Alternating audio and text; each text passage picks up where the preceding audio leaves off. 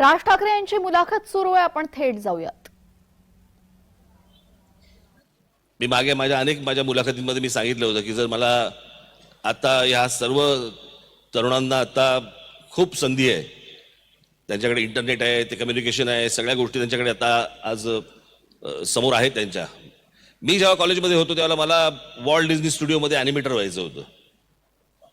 आता तो Walt Disney कुठे, त्यांचा स्टुडिओ कुठे, कोणाला कॉन्टॅक्ट करायचा, कोणाला पत्र लिहायचं, त्यावेळेला काही ईमेल नाही, फोन नाही, कोण माहिती काहीच नाही. अर्थात नंतर त्याचं मी माझा स्वतःचा एक ॲनिमेशन स्टुडिओ पण काढला होता, तो भाग वेगळा. पण मला चित्रपट समजतो, चित्रपट हे माध्यम मला समजतं, सर्वांगाने समजतं. पण मला त्याही पेक्षा मला कुतूहल हे नाटकाचं जास्ती आहे. याचं कारण मला आजपर्यंत नाटक ही गोष्ट समजली नाही की हे चौकोनात, एका चौकोनामध्ये सगळा आशय आणतात कसा. मी फिल्म करायला गेलो, मी आउटडोअरला जाऊ शकतो, मी इनडोअरला जाऊ शकतो, मी एडिट करू शकतो, मी अनेक गोष्टी त्याला नरेशन देऊ शकतो, खूप गोष्टी मी करू शकतो. पण नाटक ही गोष्ट अशी आहे की त्यावेळेला तिथे मी समोर बसल्यानंतर माझ्यासमोर ते जग अख्खं निर्माण करायचं ही साधी सोपी सरळ गोष्ट नाही. या आपण नुसतं म्हणतो हा या विंगेतनं आला आणि तो त्या विंगेतनं गेला, हे इतकं सोपं नाहीये ते. पण ते तुम्हाला बिलीव्ह करायला लावणं की हे खरं असं आहे, समोर तुमच्या दिसतंय तसं आहे, त्याच्यामध्ये कलाकार, अनेक कलाकार त्याच्यामध्ये जीव होतच असतात, ते खरं वाटायला लागतं. मला असं वाटतं ही सगळ्यात मोठी ताकद आहे. मी कोणाला कमी लेखतो आणि कोणाला जास्ती लेखतो अशा भाग नाही, परंतु चित्रपट असेल, टेलिव्हिजन सिरियल्स असतील, इतर माध्यम असतील, यातलं सर्वात कठीण जर कुठचं माध्यम असेल, मला असं वाटतं नाट्यक्षेत्र हे सगळ्यात कठीण माध्यम आहे.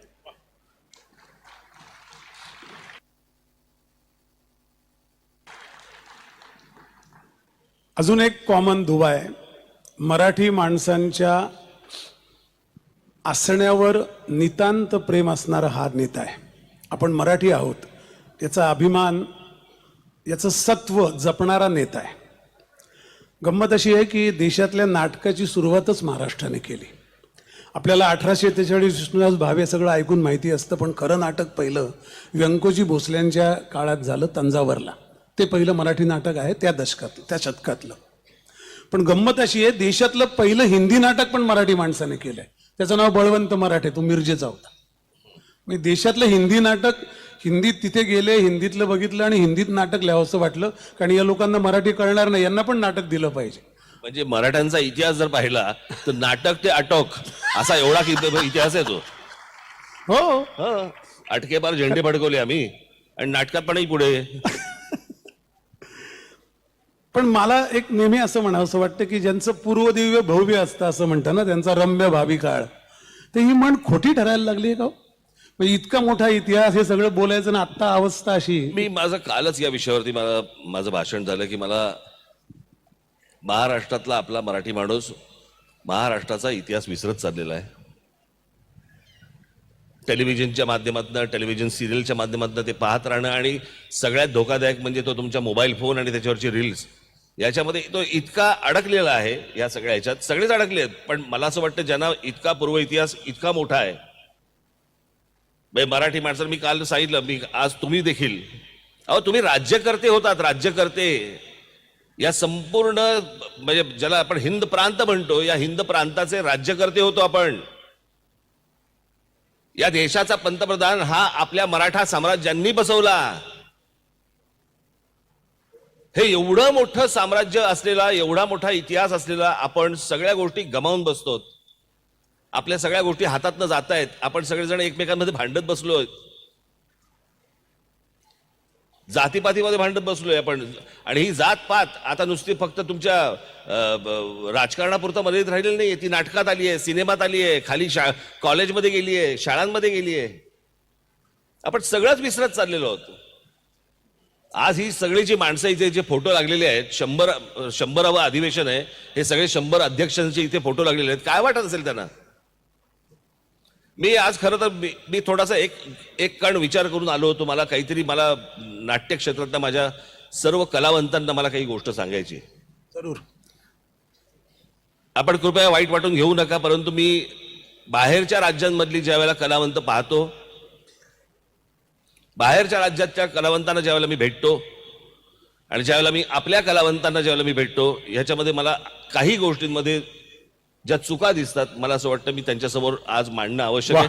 मी खरं तर आपण माझ्यावरती विश्वास ठेवा, मी यासाठी म्हणून मराठी कलावंतांचा एक बैठक बोलवणार होतो, शिबिर बोलवणार होतो. पण आज या 100व्या अधिवेशनाच्या निमित्ताने मला असं वाटलं की सर्व कलावंत इथे असतील, नसतील नंतर ऐकतील, परंतु मी जे बोलतोय कृपा करून ऐका. पहिली गोष्ट आणि शेवटची गोष्ट म्हणजे एकमेकांना तुम्ही जर मान दिला नाहीत, तुम्ही एकमेकांना लोकांसमोर आद्या पद्या शेळ्या मेंढ्या अशा काहीतरी नावाने जर हाका मारत राहिलात, पशप्या आलाय, अंड्या आलाय, हे तुम्ही ऑन स्टेज लोकांच्या समोर तुम्ही बोलतात.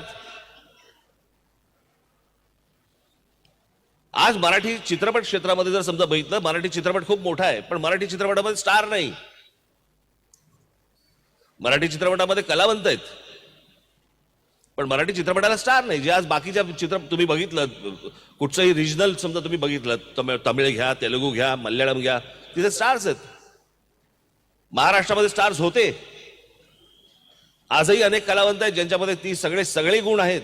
पण आपणच एकमेकांना लोकांसमोर टेलिव्हिजनच्या कार्यक्रमामध्ये सहज भेटले असताना पब्लिकमध्ये कोणाही मध्ये आपण सगळेजण एकमेकांना काय त्या शॉर्ट फॉर्म नावाने हाका मारतात. काय अंड्या, काय पचक्या, काय काय मॅक, काय काय वाटेल ते बोलतात. तुम्ही जर तुमचा मान राखला नाहीत, लोक का तुम्हाला मान देतील?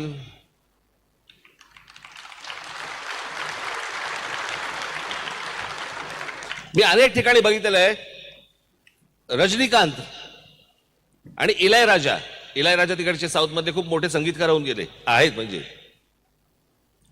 रात्री एकत्र बसून दारू पित असतील, पण ऑन स्टेज आल्यानंतर इलायराजा सर आणि रजनी सर, कमला सर, प्रत्येकाला ते आदराने हाक मारतात. त्यांचे स्वतःचे कितीही घनिष्ठ संबंध जरी असले, तिकडच्या हिरोईन्स त्यांचे एकमेकांचे किती चांगले संबंध असले, चार भिंतीत ते बाहेर आल्यानंतर त्यांचा जो मान द्यायची जी पद्धत आहे, मला असं वाटतं मराठी आज कलावंतांनी ही गोष्ट नक्की लक्षात ठेवावी की तुम्ही जर एकमेकांना लोकांसमोर मान दिलात तर तुम्हाला लोकांकडनं मान मिळेल, अन्यथा तो मिळणार नाही. तुम्ही जर नाक्यावरती उभे राहिलेला असाल तर तुम्हाला पैसे देऊन कोणी बघायला येणार नाही. मला आजपर्यंत कधी अशोक सराफ मला हे कधी कुठच्या नाक्यावरती उभे राहिले मला कधी दिसले नाहीत, म्हणून मी पैसे काढून बघायला जाणार आहे त्यांना. जे मला सहज मला दिसतंय, जे सहज मला मिळतंय, मी ती गोष्ट पैसे काढून का बघायला जाऊ? आणि मला असं वाटतं की तुमचं मोठेपण, कलावंतांनी हे आपलं मोठेपण हे तुम्ही जपलं पाहिजे. तुम्ही इतरांना मोठं म्हटलं पाहिजे, दुसऱ्यांनी तुम्हाला मोठं म्हटलं पाहिजे, तर लोक तुम्हाला मोठं म्हणतील. पण हे तुम्ही एकमेकांना जे काही छोट्या छोट्या शब्दांमध्ये जे काही मोजताय, हाका मारताय, हे लोकांसमोर ह्या गोष्टी होता कामा नयेत. आज प्रशांत दामले इथे अध्यक्ष आहेत. मी चार भिंतीमध्ये माझ्या घरी आल्यानंतर मी त्यांच्याशी मी आरेतुरेमध्ये बोलीन. मी चार चौघामध्ये मी प्रशांत सरच म्हणेन. इतकी वर्ष ज्या माणसाने आज नाट्य क्षेत्रामध्ये घालवलेली आहेत, 30 वर्ष 40 वर्ष, काही सोपी गोष्ट आहे का? मी त्या दिवशी मी अशोक सराफांच्या मी कार्यक्रमाला गेलो, मी तिकडे अशोक सर असंच म्हणत होतो. हे सर म्हणण्यासारखीच माणसं आहेत ना. मग यांना जर समजा आपण नाही समजा सर म्हटलं, काय म्हणायचं पब्लिकली? मामा आलेत का? सख्खे मामा लागतात का तुझे? इतका मोठा कलावंत आहे ना, म्हण ना अशोक सर.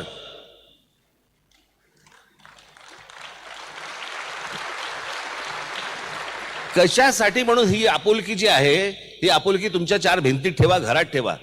लोकांसमोर ज्या वेळेला याल त्यावेळेला तुम्ही एकमेकांना मान देऊनच बोललं पाहिजे, तरच मला असं वाटतं या नाट्य क्षेत्राला आणि चित्रपट क्षेत्राला पुढे काहीतरी चांगलं भविष्य आहे. त्यांची साधी दक्षिणे तुम्ही साधी लोक घ्या. आत्ता आलेली खरंय, कसे नम्रपणे बसलेले असतात, कसे त्यांच्याशी वागत असतात, कसे बोलत असतात, एकदा त्यांना ऑब्झर्व करा. अदब असतं. खरंय. आपल्याकडे कोणी येतंय, खांद्यावर हात टाकतंय, काही बोलतंय, काही चाललंय, सगळेच करतात असं काही माझं म्हणणं नाही. परंतु मला असं वाटतं की जे काही मी आजपर्यंत पाहिलेलं आहे ते हेच पाहिलंय आणि याच्यात सुधारणा होणं गरजेचं आहे. साधी गोष्ट लक्षात घ्या, अगदी साधी गोष्ट. आता मी तुम्हाला अगदी राजकीय दृष्ट्या मी समजून सांगतो. आता मी इथे व्यासपीठावरती बसलेलो आहे आणि समजा इथे शरद पवार साहेब समजा इथे आले, मी त्यांना वाकून नमस्कार करीन. माझ्या महाराष्ट्रातला एक बुजुर्ग नेता आहे. व्यासपीठावरती राजकीय दृष्ट्या काय बोलायचंय हा विषय वेगळा आहे. मला असं वाटतं की तुम्ही उलट करतात.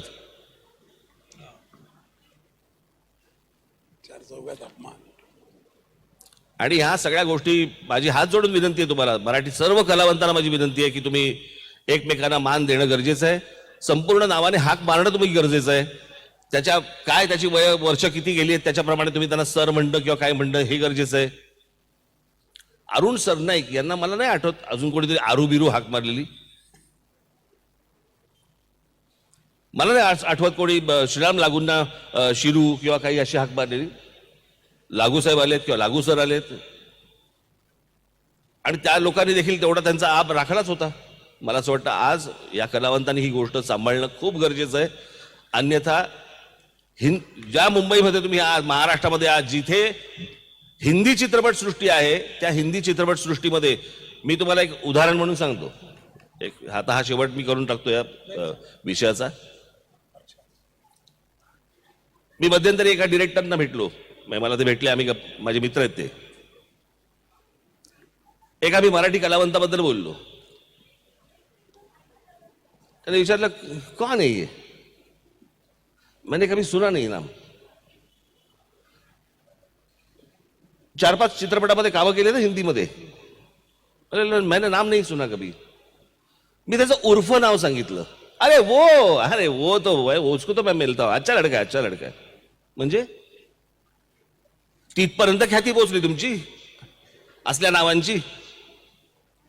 पण तीच गोष्ट ज्या वेळेला मी अशोक सराफांबद्दल बोलतो, लक्ष्मीकांत बेर्डेंबद्दल बोलतो, कुठच्याही हिंदी जेवढे माझे मित्र परिवारातले आहेत त्यांचे, ते कधी त्यांना कुठच्या उर्फ नावाने अरे अशोक सर क्या काम करताय आदमी असंच म्हणतात.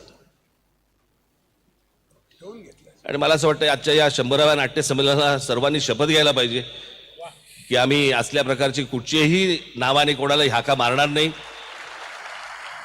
आम्ही सगळ्यांना एकमेकांना मान देत राहू आणि मान घेत राहू. वा. त्याच अशोकजींच्या कार्यक्रमात तुम्ही एक वाक्य बोलला होतात की कलावंत नसते तर हा देश अराजकाकडे गेला असता. रोज उठून आभार मानले पाहिजे त्यांचे. खरंय. आणि मला असं वाटतं की सगळे स्तर खालावले याचं कारण तेच आहे. म्हणजे एक हे झालं उल्लेख अतिशय क्षुद्र याच्यात करणं आणि दुसरं कलावंतांची संख्या कमी होणं म्हणजे बकालतेकडे जाणं. हे इन्व्हर्सली प्रपोर्शनल आहे. मला नेहमी असं तुम्हाला वाटतं की हे जे तुम्ही म्हणलात आणि तुम्ही अजून एक वाक्य म्हणलात की मी कृतज्ञ आहे या अवस्थेला या दर्जाला आणून ठेवल्याबद्दल कलावंतांचा कृतज्ञ आहे. पण हे कोणी मला दुसरं राजकारणी कधी म्हणल्याचं ऐकिवात सुद्धा नाही. म्हणजे खाजगीत म्हणले असतील कुठल्या मुलाखतीत, पण असं जनरल त्यांचं ते ठाम मत आहे असं वाटलं नाही. तर तुम्ही जे ते म्हणालात ते थोडं मला असं वाटतं विशद करून इलॅबोरेशन करून सांगावं. तुम्ही 2 उदाहरणं पण तेव्हा दिली होती. ते काय 1947 साली स्वातंत्र्य मिळालं, 52 साली पहिली निवडणूक झाली, त्याच्यानंतर अनेक सरकारं आली. गेले 70 वर्ष मला प्रत्येकदा मला निवडणुका लढवताना पण मला अनेकदा लाज वाटते. मी ज्यावेळेला महाराष्ट्रामध्ये जेव्हा जातो त्यावेळेला मला असं वाटतं अरे माझा काकाही हेच म्हणायचा, माझा आजोबाही हेच म्हणायचा, मी तेच म्हणतोय. मी तिथे सभेला गेल्यानंतर मी तिथल्या लोकांना काय सांगतोय, मी तुम्हाला पाणी देईन, मी तुम्हाला रस्ते देईन, मी तुमच्याकडचं लोडशेडिंग कमी करून मी तुम्हाला वीज देईन. 70 वर्ष आम्ही त्याच विषयांवरती निवडणुका लढवतोय. आम्ही पुढे कधी जाणार? आणि या सगळ्या परिस्थितीमध्ये विचार करा, जर आपल्याकडे कलावंत नसते, चित्रकार नसते, शिल्पकार नसते, कवी नसते, लेखक नसते, कलाकार बाकीचे चित्रपट कलाकार असतील, नाट्य क्षेत्रातले कलाकार असतील, गायक असतील, ही मंडळी जर समजा नसती, या देशात कधीच अराजक आलं असतं. आज आपल्या बाजूला असलेल्या पाकिस्तानची अवस्था आपण बघतो. आज ह्या सगळ्या तुम्हा लोकांमध्ये हा देश गुंतून पडला. तुमच्यावर त्यांनी प्रेम करतो, तो प्रेम करत आला, तो गुंतून पडला, म्हणून या बाकीच्या गोष्टींकडे दुर्लक्ष झालं. वा, ते आत्मभान आणि असलं. त्याच्यामुळे मी नेहमी मी तुम्हाला सगळ्यांचे खरंच आभार मानत आलो की ही मंडळी जर समजा नसती तर या देशात काय झालं असतं. आज तुम्ही मला सांगा, संध्याकाळच्या टेलिव्हिजन सिरियल्स बंद करून टाका, काय नीरस, काय आक्रोश होईल तुम्ही बघा एकदा. नीरस होईल पूर्ण, हं? नीरस होईल सगळं. खऱ्या सासूसुनांमध्ये लागतील. मग तिकडे दुर्लक्ष झालंच असेल ना सिरियलमुळे. तुम्ही अजून एक तुमच्याबद्दल सांगायचं, आणि मी मुद्दामून या गोष्टी मांडतोय मुलाखत असली तरी. सत्ता असो नसो, कलावंतांच्या पाठीशी उभे राहणारे तुम्ही एकमेव नेते आहात. आणि हा मुलाखतीचा विषय म्हणून मी बोलत नाही, मला तोंडावर काही स्तुती करायची गरज नाही. मला असं जाणवलंय, आणि मी तर अनेक वर्ष परदेशात होतो, आल्यावर जाणवलं, तर काही प्रॉब्लेम असतील कुठल्याही कलावंताचे, तुमच्याकडे लोक येतात. याचं मर्म काय असेल? म्हणजे तुम्ही कामं करतात हा भाग आहे, पण यावंसं वाटणं इथे त्याची सुरुवात आहे मला वाटतं. आणि ती वाटत नाही इतर कोणाबद्दल, किंवा ते होईल असं वाटत नाही. ते आता मी काम करतो, पण त्यांना काय हवंसं वाटायचं उत्तर नाही माझ्याकडे. असं तुमच्या म्हणजे एक त्याच्या विचारात असेल ना. त्यांचा विषय संपल्यावर थोडासा चार गोष्टी जरा जास्ती बोलत असेल त्यांच्या बरोबर म्हणून. नाही इतकंच. नाही, मला माहित नाही. मला असं नाही आहे, मला असं वाटतं बाकीच्याही इतर राजकारणाकडे कलावंत जात असतील ना, अशातला काही भाग नाही. तिथेही कामं होत नसतील अशातलाही भाग नाही आहे. कलावंत किंवा कला ह्याच्याबद्दलच्या फक्त माझ्या जाणीवा जागे आहेत, एवढं निश्चित. हा भाग तो रिफ्लेक्ट होतो. आणि मी प्रत्येक वेळा मी विचार करत असतो, मी भाषण करताना पण विचार करतो, मी भाषण द्यायच्या अगोदर पण मी विचार करत असतो. तसं मला असं वाटतं, मी नेहमी असा विचार करतो, जो कलावंत माझ्याकडे आलाय, जो माणूस माझ्याकडे आलाय, मी त्याच्या चपलेत पाय घालून बघतो. वा. की समजा तो मुलगा आलाय, मी तुम्हाला एक उदाहरण म्हणून सांगतो. एकदा माझ्याकडे एक मुलगा आला होता, त्याची आई पण बरोबर होती, आणि तो असं बोलत असताना मला असं जाणवलं की मी बोलतोय आणि माझी आई बाजूला उभी आहे. क्या बात. तर माझी काय परिस्थिती होईल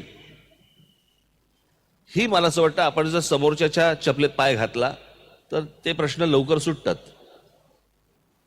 आणि म्हणून म्हटलं होतं ना की तुमच्या जर जाणीवा जाग्या असतील तर त्या गोष्टी होतात. आणि काय बघा, मुळात पहिली गोष्ट सरकार आहे, ते काय कोणाचं सरकार नाहीये. आज यांचं आहे, उद्या त्यांचं असेल, परवा दुसऱ्या कोणाचं असेल. प्रश्न असा आहे की लोकांच्या टॅक्सवरती हे सरकार चालतं, आणि लोक तिथे कामासाठी येतात. लोकांचा टॅक्स लोकांना परत करायला तुमच्या बापाचं काय जातंय? आणि मला असं वाटतं की ती गोष्ट असते, ती सोपी गोष्ट असते. आणि मला ते पाहूया, करूया, बघूया, ते कधी दिवसच येत नाही.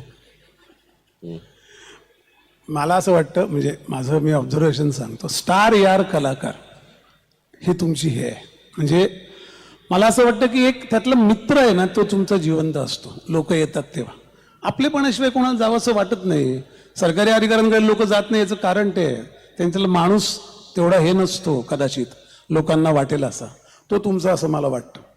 दुसरा एक वैयक्तिक मित्र आलेले जे नाट्यकलावंत वगैरे असतं, मी मित्र पटकन करून घेतो, मैत्रिणी नाही. अगदी खरं, मैत्री नाही खरं. लता मंगेशकर आणि तुमचा, म्हणजे मी नाटक आणि मीच्या मुद्दामून बाहेर जातोय, कारण कलासक्त राज असा खजर माझ्या डोक्यात हे होताच. लता मंगेशकरांनी तुमचे फारच जवळचे संबंध होते. म्हणजे मला जे माहिती आहे की त्यांच्या नोटेशन्स त्यांनी तुम्हाला एका मखमली पेटीत घालून तुमच्याकडे ठेवायला दिल्या आहेत. आज हे फार फार मोठी गोष्ट आहे. ते समोरचा माणूस तसा असल्याशिवाय कोण देणार नाही. त्याच्याबद्दल थोडं सांगाल का, त्या रिलेशनबद्दल, त्या सगळ्या अवकाशाबद्दल?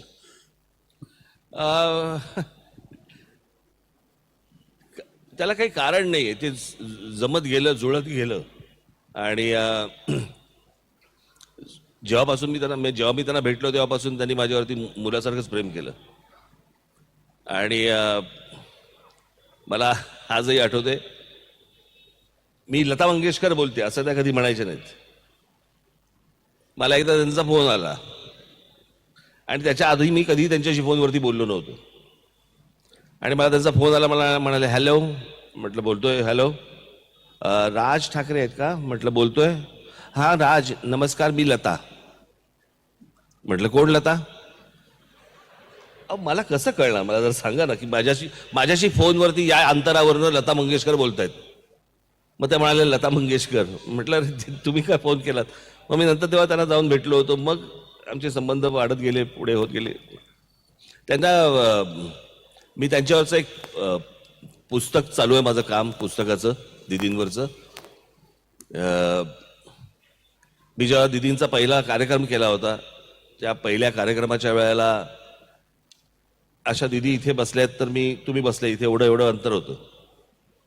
आणि ते काहीतरी बॅगेतनं काहीतरी कागद काढायच्या, अशा बघायच्या, आणि तिथे साधारणपणे 100 एक लोकांचा तो एक ऑर्केस्ट्रा असायचा, त्यांचं ते गाणं सुरू असायचं, आणि दीदी फक्त हमिंग करायच्या त्या ऑर्केस्ट्रेशनवरती. त्या सगळ्या ऑर्केस्ट्रेशनमध्ये तो त्यांचा आवाज इतका करेक्ट त्यातून बाहेर यायचा, त्या इतक्या वाद्यातनं.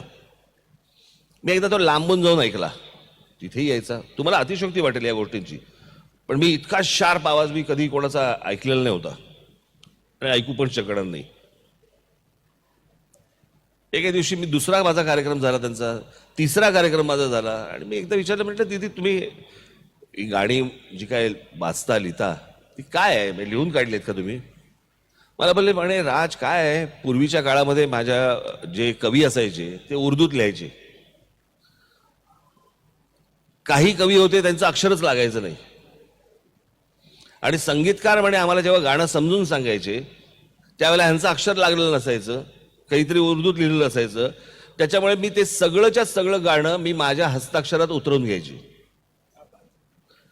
आणि मग त्या लिहिण्यात गातानाचा मी श्वास कुठे घ्यायचा आहे, कुठे सोडायचा आहे वगैरे, या सगळ्या कुठच्या अक्षरावरती मी जोर द्यायचा आहे, हे सगळे त्याची नोटेशन्स त्याच्यामध्ये आहेत, त्या सगळ्या ह्याच्यात. अशी सगळी गाणी त्यांनी एके दिवशी मला सांगितलं. मी म्हटलं की दीदी हे तुम्हाला काय माहिती आहे ना? म्हटलं हे प्राइसलेस आहे. असेल. मी म्हटलं मला याच्यावरती पुस्तक करायचंय. करा ना. बॅग काढली, माझ्या हातात दिली. मी म्हटलं तुम्हाला कळतंय? म्हटलं माझ्या हातात काय देताय तुम्ही? मला माहिती आहे, जा घेऊन जा आणि कर पुस्तक. मी त्यांना पुस्तक प्रिंट झालेलं, आता प्रिंट झालेलं आहे, ते कॉपी प्रिंट झाली आहे, पण मी आता काय ते सगळं सविस्तर सांगणार नाही. पण त्याचं जे कव्हर आहे ते मी त्यांना दाखवू शकलो, आणि जेव्हा मी त्यांना कव्हर दाखवलं त्याचं पुस्तकाचं, त्यावेळेला फक्त त्यांच्या तोंडातनं वा, हे तूच करो जाणे, आणि पाठीवरती माझ्या हात मारला होता. आणि त्याच्यामुळे अनेक प्रसंग आहेत, पण ते काही खाजगी आहेत. नाटकाचं एक मध्यमवर्गीय अशा क्लासची एक कनेक्शन आहे.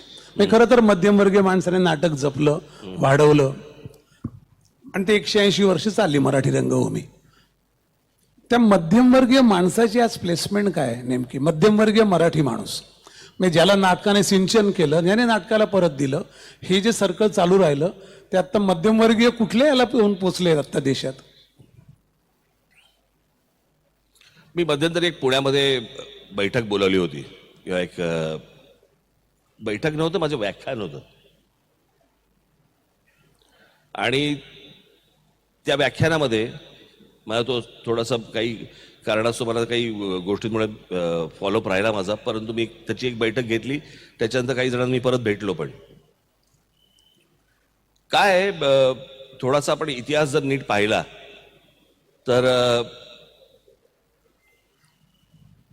महाराष्ट्राचा किंवा देशाचा, तर मी 1995च्या अगोदरचा महाराष्ट्र आणि 1995 नंतरचा महाराष्ट्र उद्या जर समजा लिहायचा झाला तर तो तसाच लिहायला लागेल. कारण 1995च्या अगोदर म्हणजे साधारणपणे आपण पकडूया 91-92ला जेव्हा डंकेल गॅट ज्यावेळेला करार आपण केला, साईन केला, त्याच्या आधी राजीव गांधी आले, त्यांनी ते कम्प्युटर आणि या सगळ्या गोष्टी आणल्या. पण 91-92 हे वर्ष, 91 खास करून, हे 92 हे वर्ष खूप क्रुशियल होतं, ज्याला नरसिंहराव पंतप्रधान होते आणि त्यांचे फायनान्स मिनिस्टर हे मनमोहन सिंग होते. गेट उघड. आणि त्यावेळेला जगाचे दरवाजे उघडे झाले भारतासाठी.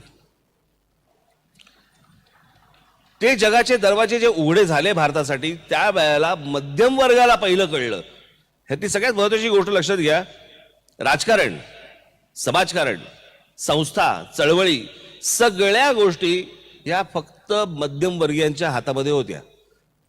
मध्यम वर्ग हा मोठा दुवा होता, जो श्रीमंत आणि गरिबांच्या मधला दुवा होता, आणि त्याला त्या सगळ्या गोष्टी समजत होत्या. 91-92ला त्याला कळलं, जग उघडं झालंय. एक तर त्यातले बरेचसे हे परदेशात गेले किंवा त्यांची मुलं गेली आणि ते विड्रॉ झाले.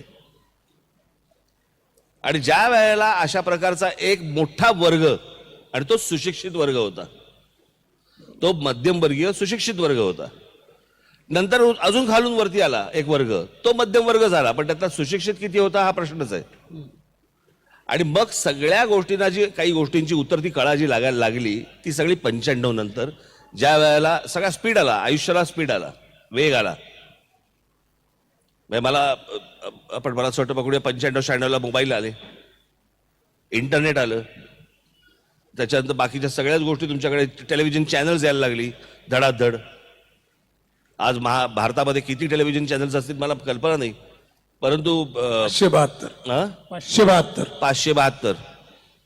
आता एवढ्या चॅनल्सवरती एवढा समाज जर समजा अडकून पडणार असेल, एवढ्या आज सर्वात जास्ती मला असं वाटतं मोबाईल फोनची संख्या देखील भारतात असेल 82 कोटी. 82 कोटी फोन आहेत आपल्याकडे, सगळेच फोनवर आहेत, आणि देश व्हेंटिलेटरवर. देशाला ऐकू येत नाही. तर या अशा सगळ्या परिस्थितीमध्ये जो मध्यम वर्ग, जो एक वर्ग गेला, त्याच्यातनं प्रचंड मोठं नुकसान झालं. माझी आजही इथे नाट्यसंमेलन असेल, तुम्ही कोणत्या पक्षाला मतदान करता ह्याच्याशी मला देणं घेणं नाही, तुम्ही कुठच्या पक्षाला फॉलो करता ह्याच्याशी मला देणं घेणं नाही, पण या महाराष्ट्रामधल्या मध्यम वर्गाने पुन्हा एकदा पुढचं पाऊल टाकलं पाहिजे, आणि राजकारणामध्ये, समाजकारणामध्ये, संस्थांमध्ये तुम्ही उडी घेतली पाहिजे, तुम्ही आलं पाहिजेत. तुम्ही कोणत्या पक्षाला मानता याच्याशी मला कर्तव्य नाहीये. आणि कसं आहे, सुशिक्षित असून नुसतं चालत नाही, सुज्ञ असावं लागतं. बहिणाबाई चौधरी अशिक्षित होत्या पण सुज्ञ होत्या. आज ती गोष्ट मला असं वाटतं, सुज्ञ लोकांची आज गरज मला असं वाटतं भारताला आहे, महाराष्ट्राला आहे, सर्वात जास्ती महाराष्ट्राला आहे. कारण महाराष्ट्र हा दिशादर्शक आहे, लीडर आहे. महाराष्ट्राने या देशाचं प्रबोधन घडवलेलं आहे. विचार या सगळ्या गोष्टींचा महाराष्ट्रातनं गेलाय. तुम्ही कम्युनिझम घ्या, हिंदुइझम घ्या, सोशलिझम घ्या, कुठचाही इझम घ्या, ज्याचा उगम महाराष्ट्र आहे. करेक्ट. सगळे कळलं का? त्याच्यामुळे तुम्ही कुठचीही गोष्ट म्हणजे दिशा देणारे छत्रपती शिवाजी महाराज देखील महाराष्ट्रातनं गेले, बाबासाहेब आंबेडकर देखील इथूनच गेले, ज्योतिराव फुले देखील इथूनच गेले, टिळक देखील इथूनच गेले.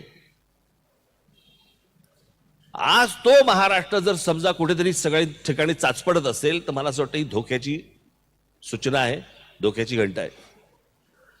आणि जातीपाती आणि असल्या फालतू गोष्टींमध्ये आपण बरबटून जाण्यापेक्षा उत्तर प्रदेश, बिहार आणि या भागाची काय अवस्था झाली आहे आपण बघू शकता. आणि आज पण जे काही महाराष्ट्रामध्ये जातीचं सगळं चालू आहे आता, मराठी विरुद्ध ओबीसी, ओबीसी विरुद्ध हे, ह्याच्या विरुद्ध ते, हे नाही करत आहेत. हे कोणीतरी करवतंय, हे काहीतरी घडतंय, हे समजत नाही आपल्या लोकांना, पण हे कोणीतरी करवतंय. हा महाराष्ट्र एकसंघ राहू नये याच्यासाठी सगळे प्रयत्न करतायत, आणि आम्ही गाफील आहोत. ही महाराष्ट्राची दुर्दैवी शोकांतिका आहे. आज आपल्याला असं वाटतं आपण जातीसाठी म्हणून काहीतरी करतोय, काही नाही, हे कोणतरी चालवतंय, षडयंत्र आहे. याच्यासाठी काही चॅनल्स काम करतायत, सोशल मीडिया काम करतोय, काही नेते काम करतायत, काही पक्ष काम करतायत. हे सगळं महाराष्ट्राचं एकत्रीकरण हे विखरून टाकायचं, याच्यासाठीचे सगळे प्रयत्न सुरू आहेत. आणि मला असं वाटतं महाराष्ट्रातल्या मराठी माणसाला जर समजा आजही भान घेणार नसेल या गोष्टींचं, आणि त्याच्यात आमच्या देशातले, राज्यातले जे सगळे काय नेते मंडळी आहेत मशगूल आहेत त्यांच्या सत्तेत, महाराष्ट्र म्हणून कोणी विचार करायला तयार नाही. कधीतरी महाराष्ट्रावरची पुस्तकं खरंच काढा आणि एकदा वाचा, मग कळेल आपली काय ताकद होती, किंवा रादर आज ताकद आहे आपली. सगळ्या गोष्टींमध्ये महाराष्ट्र हा पुढारलेला आहे. मला अनेकदा मागे एकदा ते हे बोलले होते नाही का, कोण तुमचे एक राज्यपाल होते, की इकडचे जर समजा गुजराती, मारवाडी हे जर समजा महाराष्ट्र सोडून गेले, कोशियारी महाराष्ट्र सोडून गेले तर काय होईल महाराष्ट्राचं. मी म्हटलं पहिल्यांदा ते त्यांचं राज्य सोडून आले का हे पहिलं विचारलं त्यांना.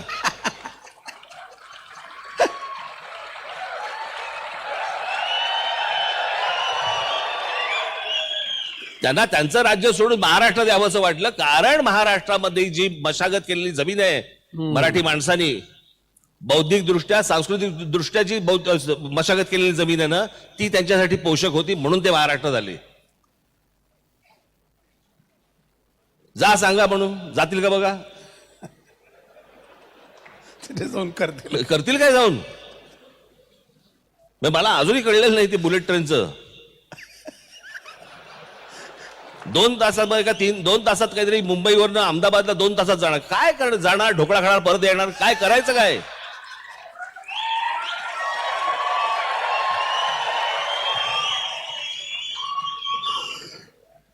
मुंबईत चांगला मिळतो, त्याच्यासाठी 1 लाख कोटी कशाला घालवायचे. पण मला असं वाटतं चारी बाजूला महाराष्ट्रातल्या मराठी माणसाचं लक्ष असलं पाहिजे, तो दक्ष असला पाहिजे. आपल्या हाताखालची जमीन, मी कालच सांगितलेलं आहे, मला माहिती नाही की आपल्यापैकी किती जणांनी पाहिलंय. मी हे बोलत राहणार, सतत बोलत राहणार, मराठी माणसाला सतत हे मी सांगत राहणार. तुम्हाला असं वाटलं असेल की मी काल सांगितलं, मी परत आज सांगेन.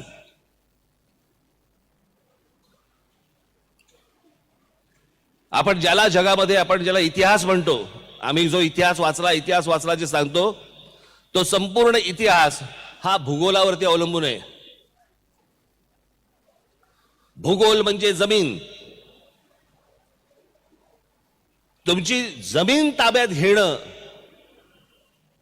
मोगलांनी हे केलं, तुमचं चंगीज खानने हे केलं, दुसरं महायुद्ध, पहिलं महायुद्ध, सगळी जी युद्ध बघितलीत. आपल्याकडे ज्यावेळेला छत्रपती शिवाजी महाराजांनी 28 किल्ले दिले, 28 किल्ले का दिले, जमीन. सो भूगोल हा काबीज करण्यासाठी ज्या लढाया झाला त्याला आपण इतिहास म्हणतो. क्या बात. आज महाराष्ट्राचा भूगोल अडचणीत आहे. महाराष्ट्राची जमीन पूर्वी युद्ध करून तरी घेतली जायची, आता ती तुम्हाला कळत पण नाही, इतक्या चालाखीने विकत घेतली जाते. मी तुम्हाला खरंच सांगतो, या ह्याच्यात उद्या तुम्हाला कोणीतरी विचारतात माणसं की तुम्ही कुठे राहणार आहे, तुम्ही सांगता हिंदुस्थानात राहतो. हिंदुस्थानात कुठे, महाराष्ट्रात राहतो. महाराष्ट्रात कुठे, नाही मी पिंपरीला राहतो, चिंचवडला राहतो. पिंपरी चिंचवडला कुठे राहतो, हे हा माझं घर. घर म्हणजे काय, तो जमिनीचा तुकडा. तो जमिनीचा तुकडा म्हणजे तुमचं अस्तित्व. ते जर अस्तित्वच जर समजा तुमच्या हातातनं गेलं, तुमच्या पायाखालून जर गेलं, कोण तुम्ही. तुमची भाषा जर समजा तुमच्या राज्यामधनं निघून गेली आणि दुसऱ्या भाषा यायला लागल्या, कोण तुम्ही. आपण जातीपातीमध्ये, इतर गोष्टींमध्ये इतके मशगूल झालो की आपण आपलं स्वतःचं काय आहे हेच हरवून बसलो.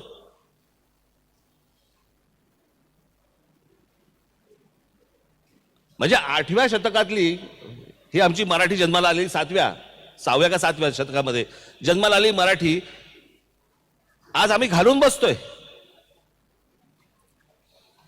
आज आम्ही आमची जमीन घालून बसतोय. आता मी कालच बोललो, मी तो शिवडी दावाशिवा रस्ता होतोय, रायगड जिल्हा पहिला बर्बाद होणार, कारण आमचं लक्षच नाहीये. बाहेरचे लोक येत आहेत, जमिनी विकत घेत आहेत, खरेदी करतायत. आमचाच माणूस तिकडचा एक तर तिकडे नोकर म्हणून राहील किंवा रायगड जिल्हा सोडायला लागेल. तीच परिस्थिती पुण्याची झालेली आहे. पुण्यामध्ये तर मी गेले अनेक वर्ष येऊन सांगत होतो की मुंबई बर्बाद व्हायला वेळ लागला, पुणा बर्बाद व्हायला वेळ पण लागणार नाही. आज पुणे म्हटल्यानंतर काही हाताला लागतं का हो पुणे. हिंजेवाडी इकडे, तिकडे मगरपट्टा तिकडे, अजून कुठे तिकडे, कुठपर्यंत पुणे पसरले कळतच नाही. कोणी पसरवलं. इथल्या लोकांनी लोकसंख्या वाढवली. आणि मी मुळात परत ज्या गोष्टींवरती येतो, हे काय राजकीय व्यासपीठ नाहीये, परंतु मला असं वाटतं मी येत असताना आपली जी बलस्थानं आहेत, ह्या बलस्थानांमध्ये नाट्यक्षेत्र येतं. अगदी करेक्ट. आणि ते नाट्यक्षेत्र जर समजा आपण वृद्धिंगत करू शकलो नाही, मोठं करू शकलो नाही, कशाला फोटो लावायचे हो यांचे, कशासाठी खर्च करायचे. दरवर्षी काय केलंच पाहिजे असं काही जबरदस्ती नाहीये. खरंय. हे जर वाढवणार नसू, आपण मोठं करणार नसू, आमच्याकडे थिएटर्स मिळत नाहीत, नाट्य क्षेत्रामध्ये भांडणं करतात, कसली भांडणं आहेत. म्हणजे खरं आहे 100 कोटीच्या वर हा व्यवहार नाही नाट्यक्षेत्राचा आपला. 80 कोटीच, पण त्याच्यातले जर वाद आणि ते सगळे पण काढले ह्याच नाट्यक्षेत्रातले लोक जेव्हा परदेशातनं परत येतात तेव्हा म्हणतात काय त्या इंग्लंडमध्ये थिएटर्स आहेत आणि त्या इंग्लंडमधली नाटकं आहेत. अरे मग इथे करा ना. खरंय. त्याच्यासाठी काय पाहिजेत गोष्टी ना, त्याची प्रपोजल बनवा. मी इनिशिएटिव्ह घेईन, सगळ्या राजकारण्यांना एकत्र करीन आणि आपण हे नाट्यक्षेत्र मोठं करू. वा वा वा. अतिशय आवश्यक गोष्ट तुम्ही सांगितली, तो प्रश्नच होता. हे बिघडलं कारण ती मशागत थांबली. मशागत करणारं नाटक आहे. अहो, साधी गोष्ट मी काय तुमच्या सीएसआर फंड कॉर्पोरेट सोशल याच्यातनं मी नाशिकच्या एका बागेसाठी एका ह्याच्यासाठी मी रतन टाटांकडनं 15 कोटी रुपये आणले बोटॅनिकल गार्डनसाठी. एवढे उद्योगपती महाराष्ट्रामध्ये आहेत, हे सीएसआर फंडामधनं करोडो रुपये देऊ शकतात. इच्छा आहे का? मी आता हे संमेलन झाल्यानंतर मी नाट्यक्षेत्रातील लोकांशी बोलून मी एकदम. परंतु या सगळ्या गोष्टीचा एक कुठेतरी हब केला पाहिजे की सगळी नाट्य थिएटर्स एका बाजूला असतील, तिकडेच हॉटेल्स असतील, लोक तिकडे येतील. आज बघा तुम्ही न्यूयॉर्कला समजा गेलात, न्यूयॉर्कला थिएटर्स आहेत. अमेरिकेतनं सगळीकडनं माणसं विमानाने नाटक पाहायला येतात, 2 दिवसासाठी शनिवार रविवार येतात, परत जातात. पण ते नाटकच इतकं मोठं करतात.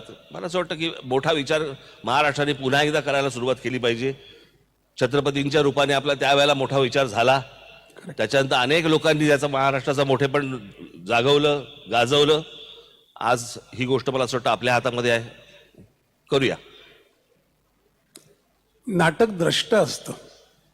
लखोबा लोखंडे नाटकात किती वर्षापूर्वी आले आणि आता तो मी नव्हेचे वेगवेगळ्या स्तरावरचे आविष्कार आपण बघतोय. ते नाटक तुम्हाला सांगतं बहुधा 20-50 वर्षांनी काय कोसळणार आहे. म्हणूनच त्याच्यासाठी इतिहास वाचायचा असतो. अनेक लोक अशी झाली. काय तुम्ही जोपर्यंत शिक्षा देत नाहीत ना, तोपर्यंत कोणत्याही सुधारणा होणार नाहीत. चुकीला चूक आणि बरोबरला बरोबर. काम झालं तर पाठीवरती शाबासकी, नाही झालं तर घरी बसवायचं. हे ज्या दिवशी तुमच्याकडनं होईल, आमच्या सगळे जण राजकारणातले सुतासारखे सरळ येतील. अजून एक गमतीशीर योग मला आहे. असं वाटतं ते बाकीचे लोक यायच्या आधी मला घालवा इथून. वेळ 5:45 10 मिनिटं.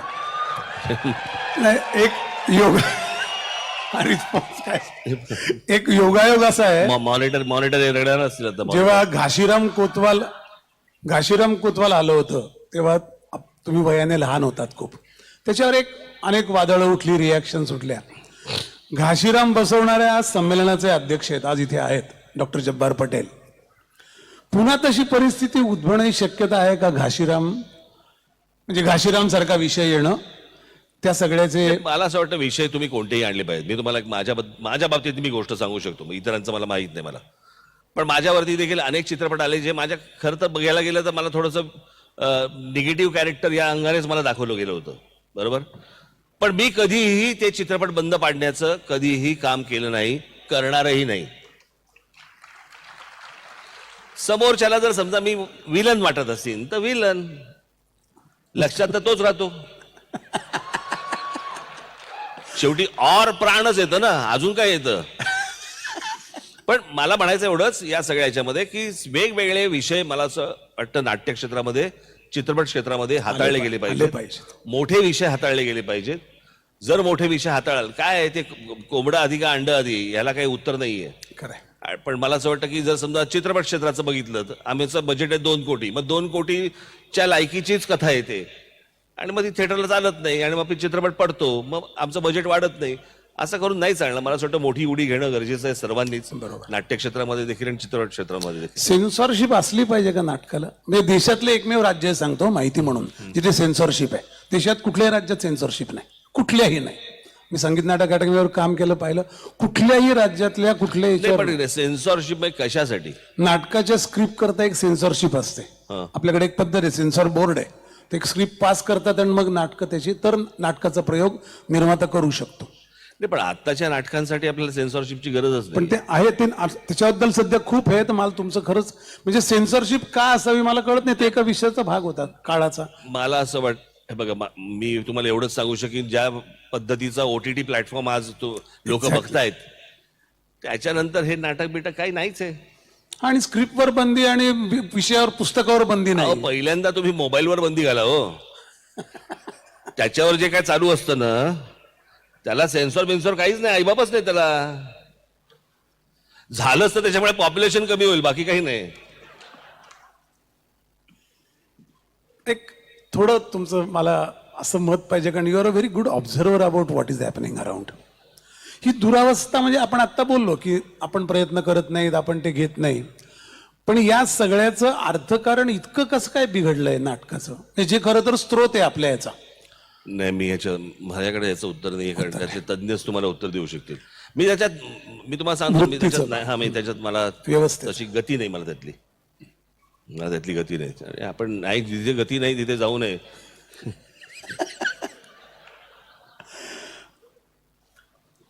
थोडे आवडता नाटककार कोण तुमचा? हे अनेक असतील, पण एक लक्षात राहिलेलं असतं. आवडता नाटककार, लेखक म्हणून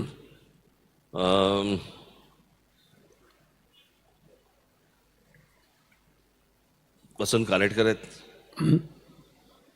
PL आहेत, बरेच येतो असे. खूप बरोबर आहे. खूप आहेत. मी असं कुठे यादी सांगत बसू. बरं, एकाचं नाव नाही घेतलं तर लोकांना वाटत यायला माहित नाही. नाही, अशा सगळे अर्थाने नाही. सगळे सगळेच सगळे. मला एक म्हणजे I time to ask this question. या सगळ्या गोष्टींकडे नाटकाच्या आपण एक 180 वगैरे सगळं बोलतो, याच्याकडे तुम्ही बघतात. प्लेसमेंट जी आत्ता याच्या पुढे काय होईल, तुम्हाला कुठल्या वळणावर उभे आहे नाट्यसृष्टी, कुठे जाईल? हा, म्हणजे कुठे गेली पाहिजे आपण बोललो, पण आत्ता आपल्याकडे भांड्यात काय ते पाहिलं पाहिजे ना. आपण उगीच म्हणू की इकडे घेऊन जाऊ, तसं होणार नाही. ते कितपत पात्र आहे, जे काय पात्र आहे. मी तुम्हाला ते एवढंच सांगू शकीन, नाटक मोठं झालं पाहिजे. मोठं करणारे माझ्या समोर सगळे बसलेले आहेत, त्याच्यामुळे ते त्यातले तज्ज्ञ आहेत. आज जग फिरलेली माणसं आहेत ही सगळी. असं नाही की फक्त मुंबई महाराष्ट्रात फिरतायत. त्यांना त्या गोष्टींचं आकलन आहे. सरकारकडनं त्या प्रकारचं जर समजा प्रोत्साहन मिळालं तर मला असं वाटतं की वंडर्स करतील, असं माझं मत आहे नाट्यक्षेत्र आपलं. पण सरकारकडे जावं का मुळात नाटकाने? काय गरज आहे? जावं एक ना. व्यवस्था आहे. जावं ना, का नाही जावं? आपण त्यांची नाटकं नाही का बघत? ती फुकट आहेत. अरे पण म्हणून काय झालं? मग आपण का नाही जायचं? नाही, त्यामुळे त्या यंत्रणेचं एक लागू लांछन उभं राहतं. कशासाठी? म्हणून हे बघा, तो माणूस आत्ता बसलेला आहे तिथे, तो काय कायमस्वरूपी बसलेला नाहीये, आणि त्याच्यावरती आता लोकांनी त्याच्यावरती जबाबदारी टाकली आहे म्हणून तो बसलाय. ही लोकांची जबाबदारी आहे ना, पण त्यांनी लोकांची जबाबदारी सांभाळणं गरजेचं आहे. या लोकांच्या गरजा आहेत, जनतेच्या गरजा आहेत, त्यांनी हाताळल्याच पाहिजेत. पण ते हाताळत नाही असं लक्षात आल्यावर प्रश्न असा आहे की साखर कारखान्यांना पैसे जावेत का न जावेत हा एक वादाचा विषय, नंतर बोलू. पण तिकडे जर समजा 2-2, 5-5 हजार कोटी रुपये जात असतील तर 500 कोटी रुपये नाट्यसंस्थेला यायला काय हरकत आहे? बरोबर. मला वाटतं आपण शेवटाकडे येऊ. एक फक्त अॅनॉलॉजी मला नेहमी वाटते तुमच्याबद्दल मांडायची. मांडतो बुद्धिबळ असतं, त्याच्यात सगळ्यात पॉवरफुल प्यादं असतं वजीर, जे राजकारण म्हटलं तर. पण बुद्धिबळ चालतो राजाच्या नावाने. राजाकडे पॉवर नसते, प्रतिष्ठा असते, आणि पॉवर प्रतिष्ठेला हरवू शकत नाही. पॉवर प्रतिष्ठेचे गुलाम असते. तुमच्यासारखा राजकीय नेता असणं हे आमच्या दृष्टीने प्रतिष्ठेचा विषय आहे ना. खरंच सांगतो, म्हणजे त्या प्याद्यांचे वजीर या उतरंडीत तुम्ही बसत नाहीत, हे खूप चांगलं आहे. कारण त्यामुळे तो खेळ चालू आहे, आणि तो खेळ सगळे एकाच डब्यात जातात. शेवटी राजा हरला की 2 प्रतिष्ठेचे राजा उरले तर कोणी कोणाला हरवत नाही, प्रतिष्ठा कोणाला हरवत नाही, प्रतिष्ठा दुसऱ्याला पराभूत करत नाही. तर अशा प्रतिष्ठित म्हणजे कलेच्या अर्थाने कलेचं कोंदण असलेल्या, कलेची जाणीव, त्याबद्दलचं मर्म समजणारा असा तुमच्यासारखा राजा नाट्यसृष्टीला खरोखर असला तर आनंद होईल, ही भावना व्यक्त करतो आणि थांबतो. धन्यवाद.